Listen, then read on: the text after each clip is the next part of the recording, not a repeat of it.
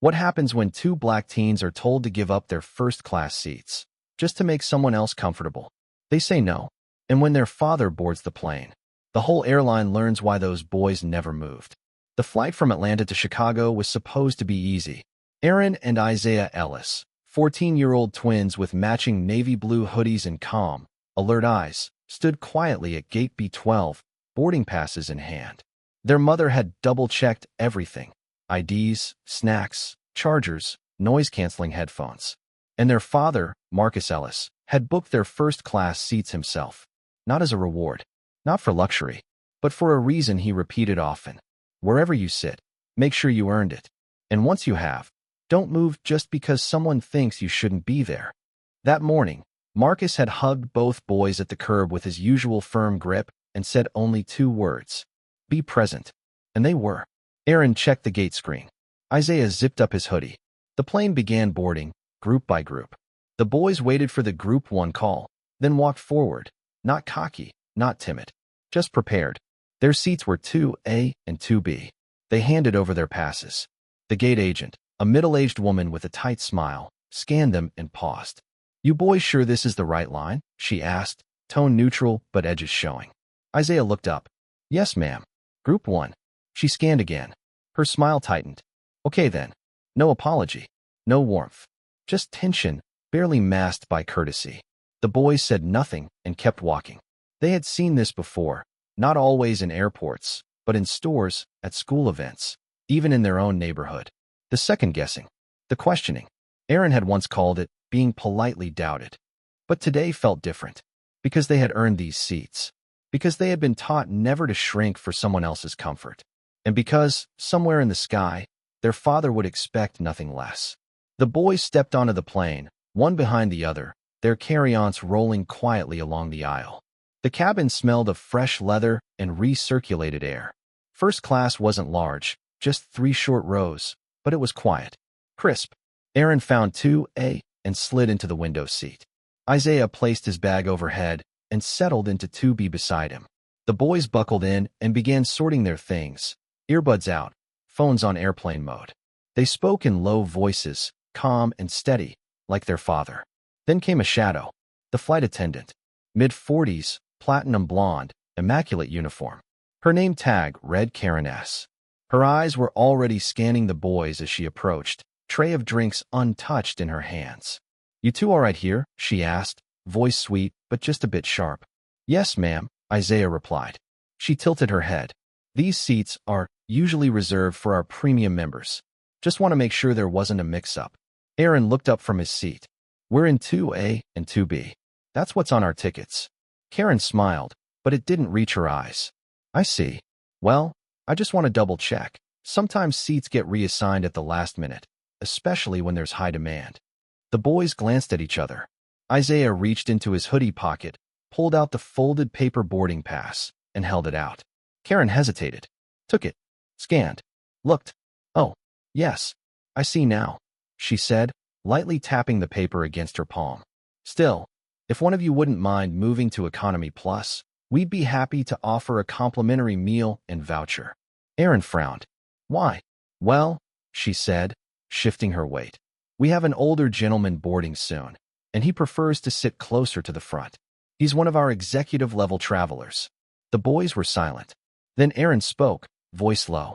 "Are we not executive level?" Karen blinked. "I'm sure you're both lovely passengers," she said. "It's just that." But before she could finish, Isaiah's voice cut in, even and clear. "Our father bought these seats. For us. Intentionally." Karen hesitated. The smile flickered. A few passengers nearby had begun to glance over. "Well, all right," she said at last, handing the pass back. "If you're sure." "We are," Isaiah said. She stepped away, but not before muttering, almost under her breath. "Entitled much?" The words weren't meant to be heard, but Aaron heard them, and so did the man now stepping onto the plane. Polished shoes, sharp navy suit, salt and pepper beard, briefcase in hand, expression unreadable. Marcus Ellis. Marcus Ellis didn't rush. He never had to. He moved down the aisle with the quiet certainty of someone who had earned his space in every room. The kind of presence that didn't announce itself, but couldn't be ignored. As he passed by row 3, A man in a suit glanced up and gave a polite nod. Marcus returned it with the barest lift of his chin. Then he saw them, his sons, sitting properly, bags stowed, shoulders squared. But he also saw something else. Tension. Aaron's jaw tight. Isaiah's hand curled lightly into a fist on the armrest.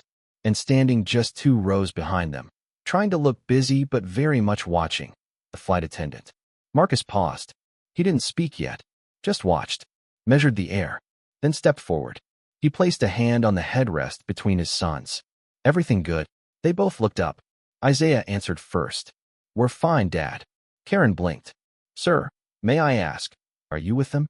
Marcus turned slowly. Yes, I'm their father. Her expression faltered, just for a second. Oh, I didn't realize. I mean, they're quite independent. Marcus didn't smile. That's the idea. She nodded, flustered. I was just making sure the seating was correct. It is, he said flatly. He held up his phone and tapped the screen. I booked them together. First class. Confirmed, upgraded, and paid for.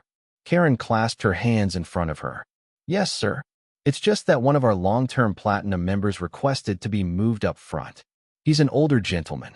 And you asked my sons to give up their seats, Marcus said evenly. Karen glanced at the other passengers, suddenly very aware of the silence creeping through first class. I was trying to accommodate everyone. No, Marcus said. You were trying to accommodate him, at my children's expense. I didn't mean any offense. You meant assumption, Marcus said. It's not the same thing, but it lands the same way. For a long beat, no one spoke. Then Aaron, without raising his voice, added. She called us entitled. Karen's mouth opened. I didn't. Marcus raised one hand. You don't need to explain. He looked back at his sons. Did you move? No, Isaiah said. We remembered what you said. Marcus smiled, just a little. Then that's all that matters. And with that, he took his seat in 3A, right behind them, still silent. But now, every other passenger was watching. Karen retreated toward the galley, her face pale, her hands trembling just slightly. The boys didn't say another word. They didn't have to, because sometimes power isn't loud. Sometimes it just arrives. As the rest of the passengers boarded, whispers began to flow like air currents between the rows. In row 5, a woman leaned toward her husband. Did you hear that flight attendant just tried to move those boys? She what? He whispered back. They're kids. In row 8, a young black couple exchanged a look. The woman nodded toward the front. Do you know who that is? She mouthed. And by row 9, the answer had already begun circulating in low voices and quiet gasps. Marcus Ellis, CEO, innovator, featured on the cover of Forbes last year. The name didn't just carry weight, it moved markets. The man behind several tech-driven equity initiatives. The founder of Ellis and North, a private venture group backing minority-led startups. The same man who once refused to attend a business conference because the hotel mistreated his assistant. That man was sitting in 3A. And those boys? His sons. In the galley, Karen leaned against the steel counter, her hand trembling around a paper cup of water. Her colleague, Jenna, approached cautiously. What happened? Karen shook her head. I didn't know who they were. They looked so. I just assumed they were in the wrong seats. Jenna raised an eyebrow. And then, I asked if they'd mind switching for a platinum member. You didn't ask anyone else to move? Karen looked down. They were the only ones I thought. Jenna didn't finish the sentence for her. She didn't have to. The silence said enough. Back in row 2, Aaron leaned his head against the window. The clouds were beginning to form over the tarmac as boarding finished. Isaiah took a breath and turned toward him. You okay? Aaron nodded. Yeah, you. Just mad I didn't say more. Aaron gave a faint smile. You didn't have to. They both looked forward, then back. Their father was sitting still, reading something on his phone. Not a word spoken, not a single outburst. But they could feel the energy shift, like pressure after a storm. Like when a storm hadn't hit yet, but was coming. They didn't need revenge. They had presence. The plane hadn't taken off yet. But inside the terminal, phones were already ringing. Somewhere 2 terminals over, in a glass-walled airline supervisor office, a manager's screen lit up with a flagged incident. Escalated customer concern, VIP passenger. Name, Marcus Ellis. The supervisor, Tasha Reed, clicked the file and her eyes widened. Not because of who the report was about, but because of who it was from. Attached was a